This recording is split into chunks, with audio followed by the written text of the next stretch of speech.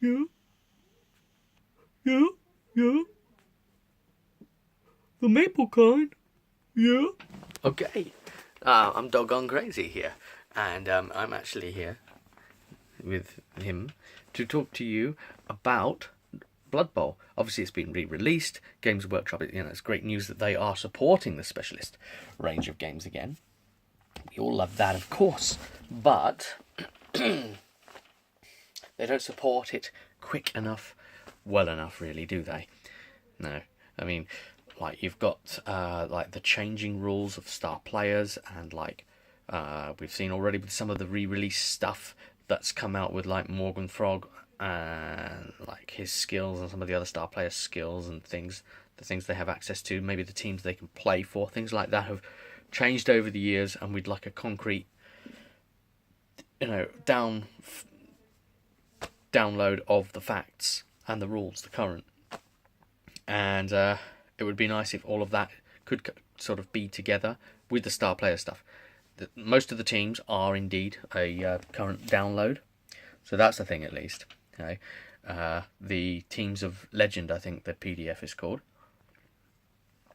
So I've got that, and it's been really helpful because it basically details all of the other teams that aren't in the original like rulebook and Death Zone type dealy, that whole expansion.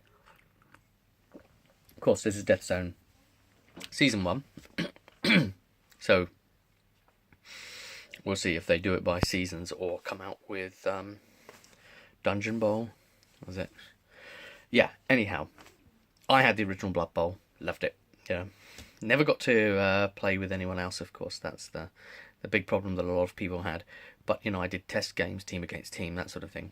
And it was the first ever miniatures I painted as a kid. So, it holds all of that for me as well. So, and in those tests, when, I was playing the side against side and, like, ran little, like, mini leagues and let them play against each other, the best one for the cup, the sort of cup winner, was the Dark Elves.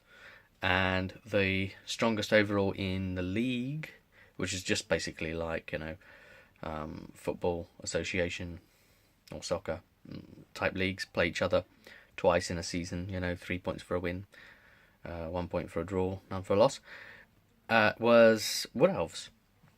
So I'm really getting that elf theme thing going on here, and I had a few of the teams, so it would be and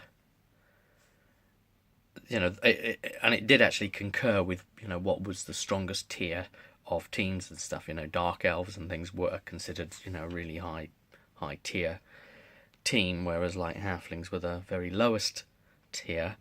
But it's super exciting that Blood Bowl's back. It would just be nice if like all of the information, even if all the models weren't out yet, if just the information on special characters was out, so that we can take our old sculpts, our old models that we've kept, and be able to say, okay, well, we'll use them. The only other sort of bone to pick with the thing is that over the years, hero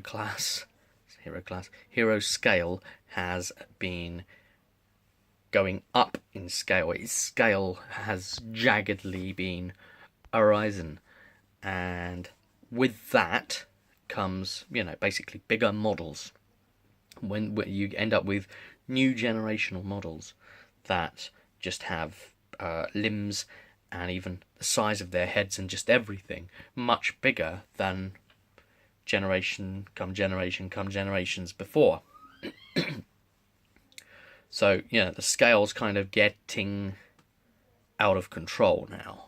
These big massive pulls for hands, and it's not obviously human-like, because they want to make the model as exciting as possible and really punchy, and that's understandable. It's just a bit of a difficulty when you've got like the old Varag Ghoul like I've got in the metal, and it's like, yay, I've got a star player, yay, and then I put him up against the new Orc team, the new plastic one that like came out with the box set, and oh dear, yeah, he basically he looks like the water boy. Come on to support them, not like some crazed, like big, sort of the big I am, So obviously then the new sculpt of him will be a lot more impressive and larger in size, and so on it goes. And to really convey this too, the bases are bigger and the pitch is bigger, and it's just all bigger, bigger, bigger, more because more, and Gork because Mork as well, and sometimes possibly even Bork, but you didn't hear that from me. I'm an orc player, so I know these intricate secrets of the greenskins. And yes, mine is an orc team, for want of there being no goblin team. From trying to look at sort of sourcing a goblin team if I was going to play that, because I take the fun and the shenanigans to be had on pitch, and basically take that as the way to have fun. And hell, if you could actually manage a win sometimes, on occasion, all's the better. But there's no plastic team, and yet at time of making the video in late February 2017, and it's taken ages for even the starter sets to start being supported from the release. It's only like now the pre-orders of the human team with the ogre and all that sort of thing. So I'm wondering when they do the orc team if it's going to have the troll. Although, to be honest, I wouldn't field a troll with the orcs because they're already pretty punchy. For me, it's the trolls would make a difference maybe with the goblins. But then, even that said, yeah, okay, you can obviously pick up the gobbos and throw them because they've got the right stuff rules. So obviously a troll can pick it up and throw it. But of course it suffers from its stupid thing. So it might not even act that turn. And then it suffers from the really hungry silliness. So it might eat the goblin. Not that I'm complaining, That's kind of the fun, that's the shenanigans I'm talking about, of wanting to play them.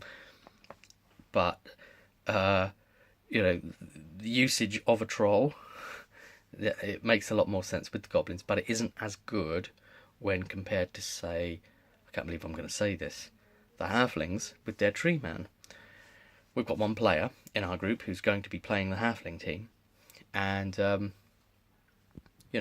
if he gets that right, the way he's probably going to, I can see him scoring a hell of a lot, because the tree man, pick up halfling, throw halfling dealy, he's only really checking when he's throwing the little guy. Obviously the little guy's going to have the ball, and he wouldn't have moved yet, of course, so when he lands he can then run touchdown. The idea of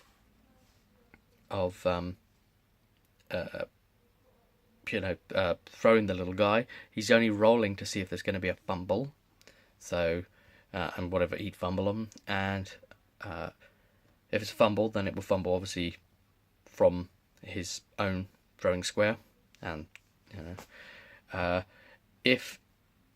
even if it's an accurate throw, it will still scatter 3 times from the original square, and he'll drop there. But that's still really powerful, because there'll still be loads of gaps where within like a 3 square diameter that he'll be able to place that halfling, and it land approximately okay, and then go on and be able to make a touchdown in all probability, because the particular player is really good with his dice as well. He's got like an affinity with Nuffle.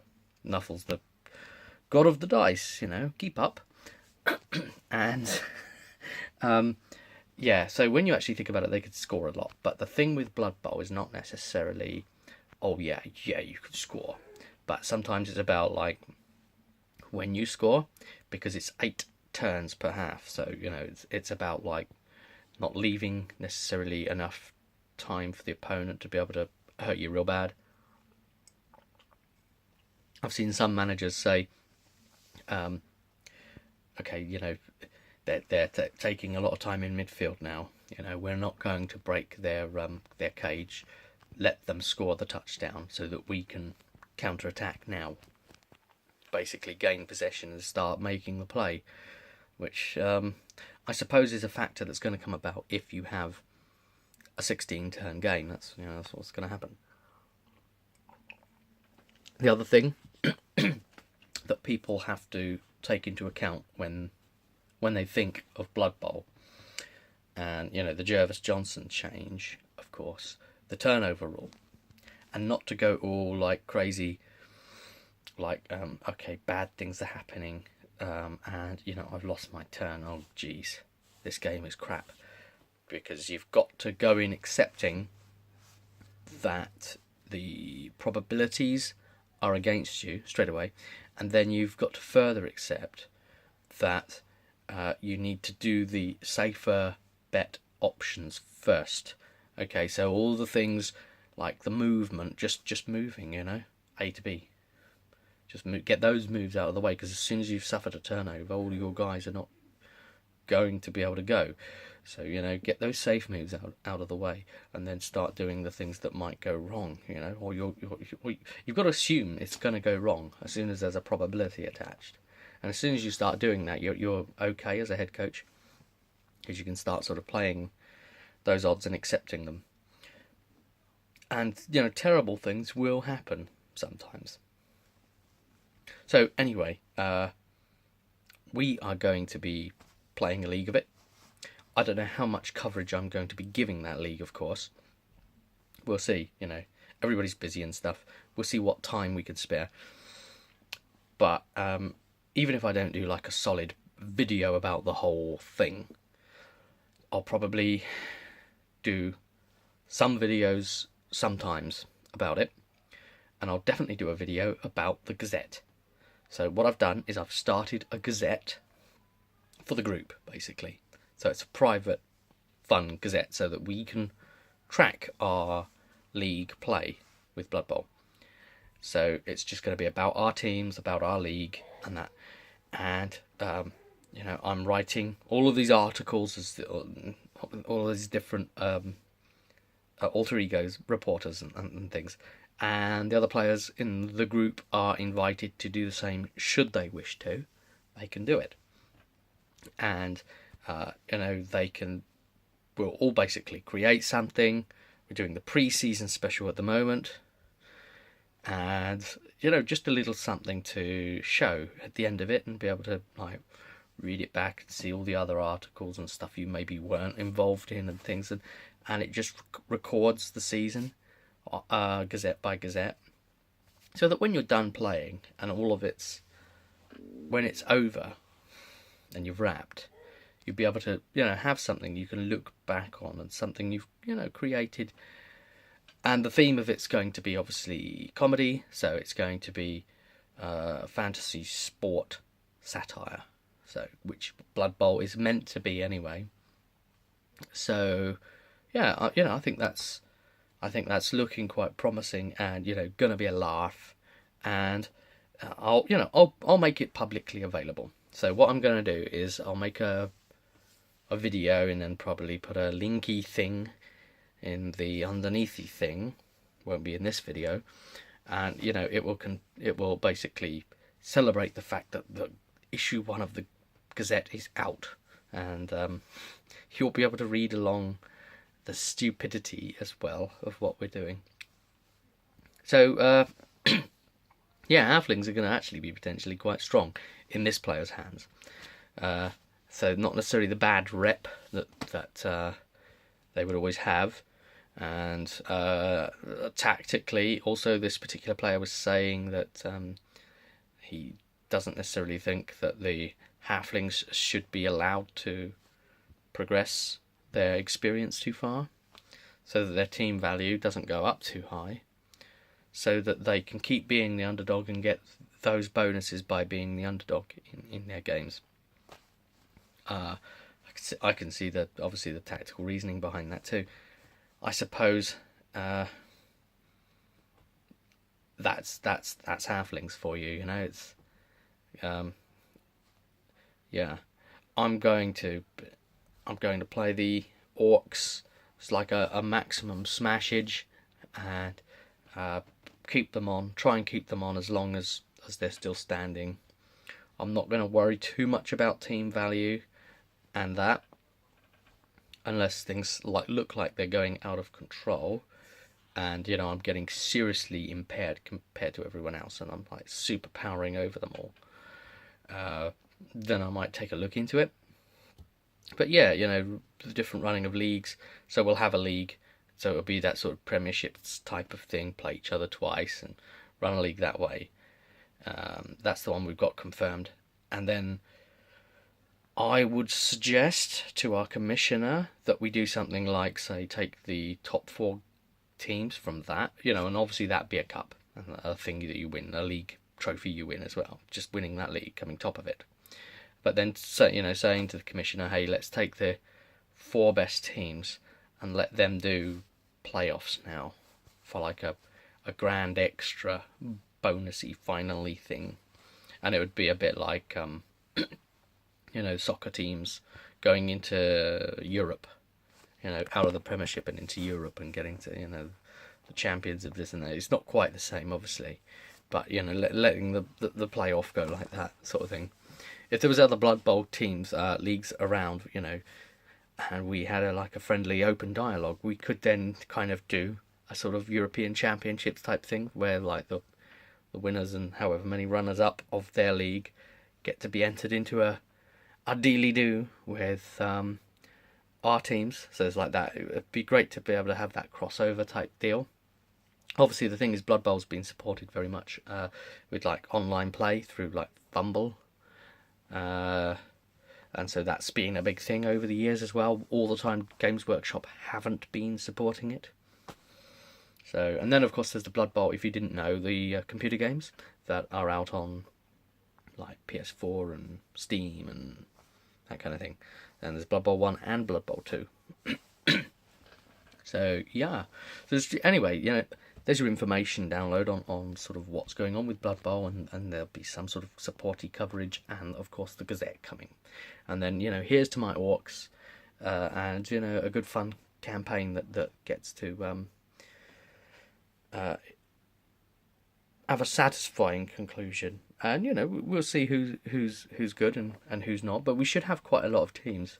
So I mentioned there'll be halflings, we've got orcs, we're gonna have chaos. Chaos warriors and renegades, or no, not renegades.